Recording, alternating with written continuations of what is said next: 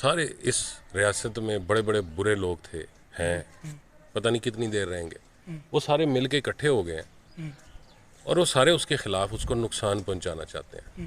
آپ یہ بتائیں، آپ لوگ عمران خان کے لیے دعا کرتے ہیں؟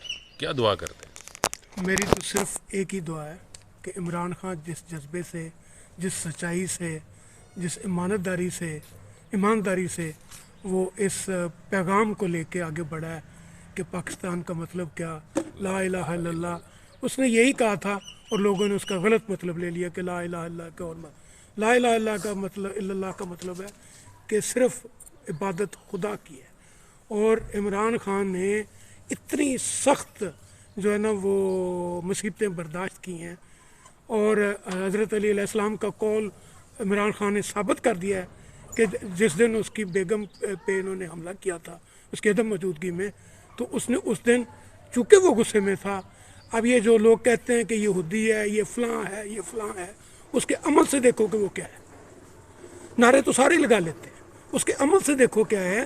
اس نے مولا علی جو ہے ان کے اس پیغام پہ، اس قول پہ عمل کر کے دکھا دیا ہے کہ آج میں غصے میں ہوں، آج میری ذات ہے۔ اور یہی خوبی ہے عمران خان کی کہ وہ اپنی ذات کے لیے نہیں ہے، وہ پاکستان کے لیے، پاکستانیت کے لیے، اسلام کے لیے، اور میری نظر میں وہ حق کی راہ پہ ہے۔ حق کی راہ میں رکاوٹیں بھی آتی ہیں، مصیبتیں بھی آتی ہیں، سب کچھ ہوتا ہے، لیکن اللہ تعالیٰ نے جس کو جو ذمہ داری سونپی ہے اس کی جو ہے نا شخصیت کو دیکھ کے، اس کی خوبیوں کو دیکھ کے پھر دی ہے۔ عمران خان کے ذمہ اللہ تعالیٰ نے کام لگایا ہے اور اللہ تعالیٰ نے ہی اس کو کامیابی دینی ہے۔ ہماری طرف سے سلام ہے، اتنی دیر بعد ہمیں کوئی لیڈر ملا ہے۔